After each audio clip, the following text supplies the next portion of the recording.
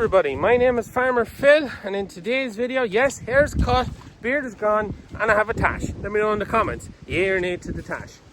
I have to cut by the end of the month, so we have a wedding, but anyways. So, we are bringing in probably our best batch of calves that are here. These are the first guys out of the shed, and these have been on reseeded ground, the bridge field, the multi-species, and the field reseeded all of this year. To finish up the rotation, we moved them onto this. They haven't et yet, but as you can see, the flood is up again. The flood is gone, and it's up, and it'll go, and it'll come up, and it'll go, and it'll come up. But that's just how it is this time of the year. Bare grass is left here, it'll be there for the spring. Get these rounded up into the yard, weighed, dosed, clipped, divided into their weights, and dispatched then to the sheds. That'd be the plan. We already have 2 batches in, so we've all the calves are ready to go in. We've 1 batch of heifers that will probably stay out for probably into December. They have a lot of grass, and that concludes then everyone else will be in. So these are the best of what we have this year. But in saying that, we have another batch of 25. They're also every bit as good.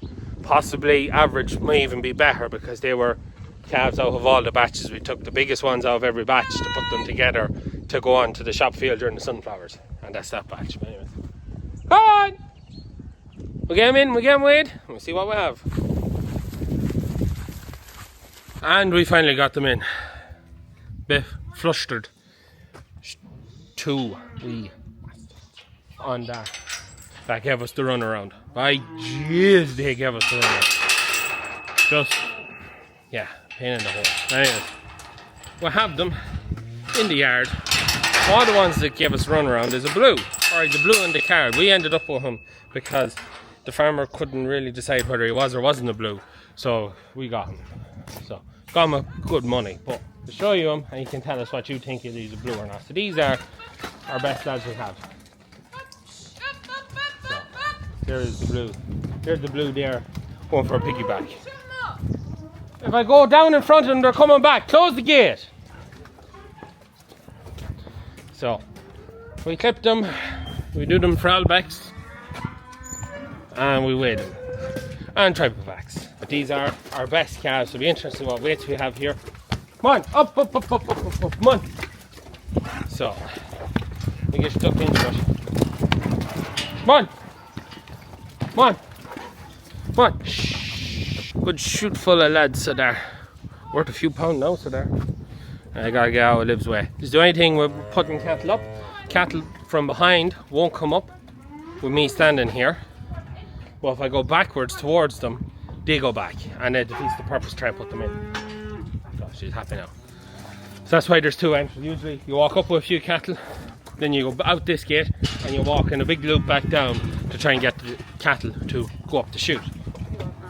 Yeah, so as always, heard our sponsor all our livestock videos, because we'll be using the new crush side feature on the app, which is absolutely fantastical, because there's one thing Liv has been looking for a very, very, very long time, for a feature where we can do multiple things at once. We connect the phone to the weighing scales, so it automatically transfers the weights onto this, and then we also, as we go through the animals, it gives us the dosage in mils based on the weight of the animal.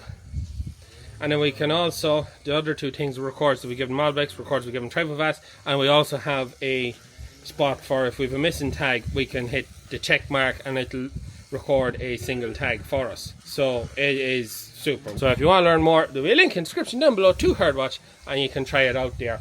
But if you're doing what we do, and you think you're doing all the things at the one time, crush side, they really hit the mark with that one. Try to rock and roll here, and we'll put you on time lapse. We'll be clipping away there. We'll clip all the tails first, because it gets a bit tricky when you're trying to clip tails and then moving cattle up and down. The tighter there, the easier it is. 46.17. So we're working away here, 46.17. If I had our one stop charging, so if that was working, we'd be laughing. No, we can't get it charged. Daddy was laughing. So the way this guy 215 is put it in, so based on how much of Albex they're to get per 100 kilos, he's getting 10.8 mils. So I can adjust the gun to suit, and then catch his head. Give him a shot. Might just tighten in the crush a bit. Give them a little bit less space to turn their heads back.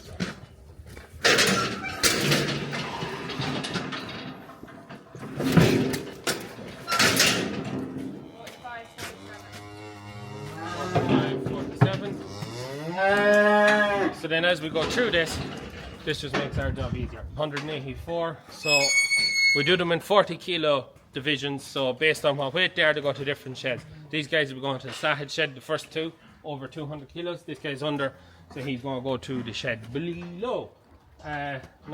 So let's change it and do it.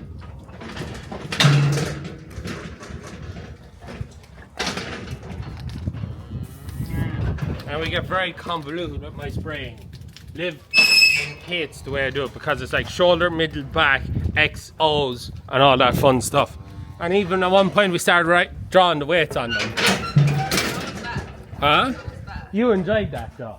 You enjoyed just getting to write the weights down on the side of the cattle. We done that when we were sorting out bulls for the stats because we want our heaviest to go in there. So we wrote the weights down on the side of them once they were over a certain weight, so that we knew where they were going. Try and show you how I dose an animal. Say hello. Go and set to where I want it. I get in. It's the easiest way of doing it with the smaller cattle because it's quicker than using the head shoot. Catch them, thumb into the side of the mouth, and you point the gun, you squeeze, job's a good one. You're a nice quiet one. And then out he goes. Munch. 79. What?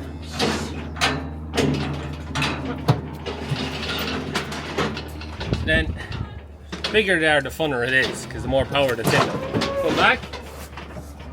Catch him in an arm, yes. Get the gun in, squeeze, and he's done. So the ones that are getting marked are going to be staying here. The ones that aren't marked need to be loaded and brought to the Sahid shed.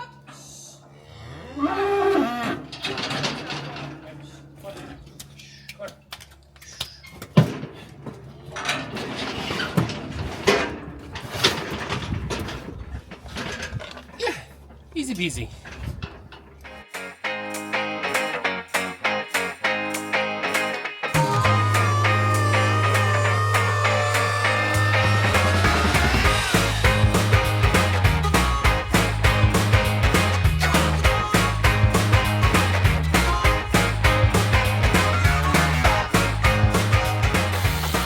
So, we're here with Liv now. She's doing the tail trimmings. I was here the whole time. Yeah. Clipping tails, so I'll just keep them up. So the reason why we're clipping their tails, so we're just taking the hair off their tails. Not going to very tight or that, but just shaving them up. It's to stop muck sticking to the hair on their tails during the winter. Because if we did leave them on, tails would get very mucky. If a tail gets mucky, you see the way he's swishing his tail? He sweeps muck up his sides, up his back. And it's just cattle are cleaner. Now, whereas with the bulls, we'll shave the tops of their backs. We don't with the calves because we want them to stay nice and warm for the winter. But anyways, that's why we trim tails to help keep the cattle clean for the winter. So, a great coat on these lads. They are in lovely order. Big condition on them. And there's our blue. There's the blue, isn't it? Get him done. Or no, he's not the blue. He's the blue. Or he's a blue in the card anyways. He is a blue, he's got whiskers. Oh, so blues of whiskers, is that it? He's got white flecks on him. Okay. Anyways, that is the guy who's blue in the card. We got him because he wasn't the best looking calf, but he was down as being a blue, so not the biggest lad we have either. This lovely red calf is bigger than him, but biggest weight we've had so far is what, 230? It was 230. So anyways, we dose. 66. Come on, whiskers. 186 kilos. For being a Belgian Blue, he's not heavy enough to go to the heavy pen. So he's getting 9.3. Set the gun. So you'll see his whiskers now when he goes back. You'll see his white whiskers there. So that to live is a Belgian Blue. No. That's what you said. Okay. Anyways, so go on back. One thing when you're dosing, you gotta be careful where you put your hand, your finger in his mouth. When you put it in, just kind of in the jawline, you miss the teeth. If you go to the front, they have very sharp teeth. You will cut yourself. You go too far back, you hit the molars, and you will feel the crunch. With the gun, you'll see the neck on it, and with the neck, what you're doing is just getting it past the bridge of their tongue so they can't spit it out when you pull the trigger. If you don't get past the bridge of their tongue, they'll spit it all back out. Come on. What's the number? 2592. Now, a bit of colour, freezing cross, 215 kilos. Love a bit of colour in the herd. Always gets me. A Belgian Blue, 180. Frisian Cross, which basically means go by jersey in him. And he's 215. He's only 40 kilos heavier.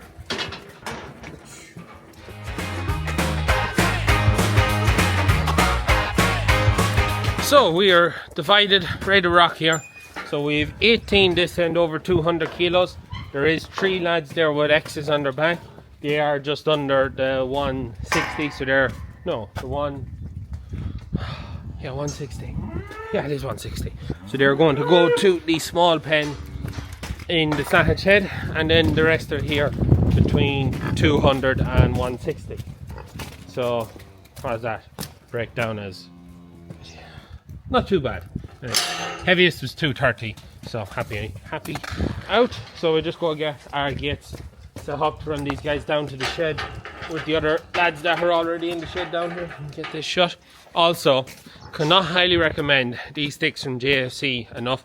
Super job when you're trying to divide sort cattle, because it's such a big thick stick and the colour. And yes, Liv paid for them, so it's not like JFC gave us sticks. We are yet to get sticks off JFC for free. Not that I'm interested, because we have 9 of these now. We have a heap of them. They're all over the yard. But if you're looking for a stick for dividing cattle, when you're moving cattle, great stick, because they can see it. You can put it in front of their face and just turn them. It just works really well. That's why Liv was hell-bent on getting them when we're at the ploughing. But yeah, it's a recommendation. We're not paid or nothing. And we don't need sticks either, because we have like 9 of them. There's a lot of them. There's sticks nearly in every corner of the yard if you need one. But super f***ing job. We're in the shed with the comrades that we're going to be joined up with. So another lovely batch of lads here. So yeah, these are 160 to 1 to 200. Yeah, so said in 40s. Everything is in increments of 40s. So just a handful there from the last batch. The heifers are above then. So heifers are in that pen, this year's heifers. All Angus heifers apart. No, we've 2 free martins. Yeah, the red Frisian. Yeah, we've 2 free martins. Just need to pull a gate there. So the plan would be we'll run these guys in, hopefully they go in there, and then we'll just pull back the gates. Although I'm not feeling very confident at the minute. Maybe if we shut them into the passageway, that gate to there, that gives them. Bear with us a second.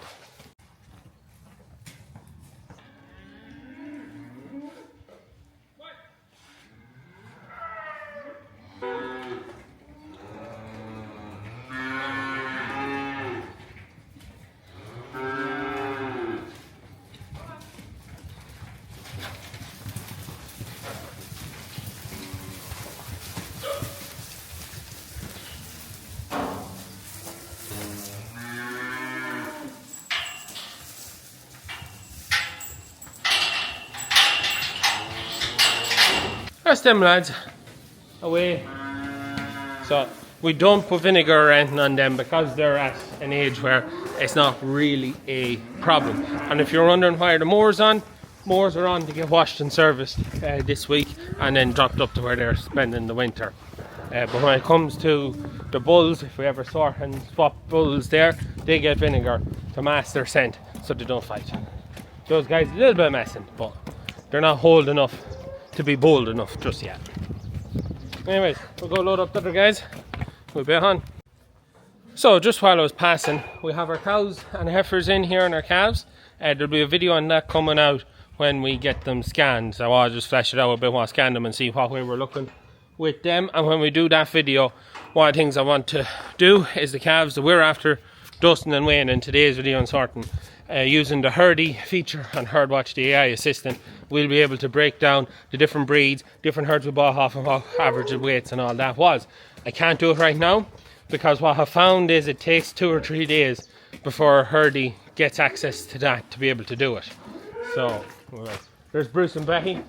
Bruce is looking great at the minute. Hopefully he's working. We've had no pork for a while because he didn't seem to get Bertha in pig. Becky's in with him there now. But fingers crossed she's in pig. Because if she's not in pig, it means poor old Brucey is infertile.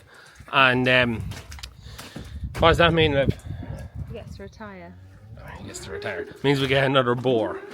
And personally I would be selling them, but Liv likes Bruce. Bruce, to be fair, Bruce is a nice quiet boar. You have a great bit of comfort with him. But we'll have to get ourselves another boar. But Liv won't get rid of him, so he'll retire to the castle. But yeah, currently it's looking like he could be infertile. So fingers crossed he isn't, and he can get Betty in pig. Anyways, we'll get a trailer, load these guys up, deposit them. What do I do with the small ones? They're going into the small side. I don't think we'll be able to divide 18. I think so, because I don't think we'll fit 18 one side of the gate. So we'll just have to hold them back when we let them out. And that's the lads in here now. So some dry baled silage. You see, we have the good second damper stuff, and then we have drier stuff. Father Phil says he wants a bale of goods, the wetter stuff, then the drier stuff, and the wetter stuff, and the drier stuff. And we're also bringing up maize and oats to them as well. So, on something else there, that we'll have set up this pen, we'll put our next batch in there. And then we have the next lighter guys, and then our lightest calves are in the top pen there. So one of the things that you may remember from the last video, we said we had a batch got very shook at grass. And most of them are in these 2 pens here with some of the heifers then back at home.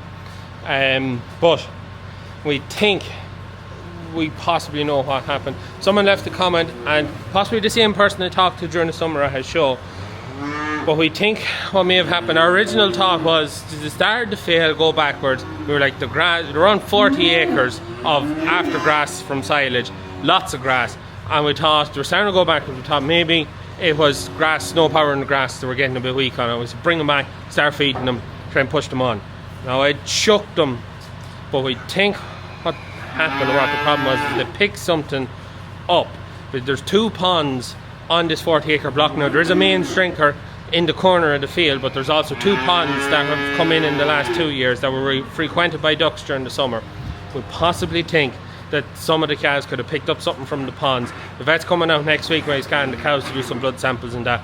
We think we're over it now. We have them kind of back on the right side, putting back on weight, but it shook a third of them and we lost a few over it. But we think they picked up something from the ponds. That got me thinking, what a comment. Someone told me during the summer that they had an awful problem with calves and just awful issues, and it turned out that a percolation of a septic tank was coming downhill and then into the well, which was going into the water that was being provided to the cattle and caused untold trouble. And we think that could be what it was, something in the pond that the calves may have drunk out of rather than going to the main shrinker in the corner of the field. So we're going to get rid of them ponds next week, get the fat lift, take them out. They were never there. They just came in the last 2 years and we never really bothered with them, but we're going to take them out. The vet's coming out to blood sample to see what it possibly is. We thought it was just watery, not power in the grass, but it's just it went too hard on the cattle for it not to be. But we think they're water in 2 weeks now. We think we have them over the worst of it, but it really shook. It shook some of them now. Anyways, not too bad. Bale of silage tomorrow. Lads are in, another batch in. We'll get this pen sorted out for the next batch that are coming in. And that's next week's work. we get the last of them in. Anyways, look, we're going to leave it at that for today's video. Any questions or anything like that, leave them in the comments down below. Yes, some people are asking about her fecal egg sampler counter thing. We'll show you that in the cow video. We'll sample the cow's dunks. We haven't them dosed yet. We're dosing the calves just to have everyone at the same standard going in. They should be fine then. So look, I hope you enjoyed today's video. As always, please like and subscribe to the channel. Videos every Wednesday and Sunday. That's it for me. Good luck.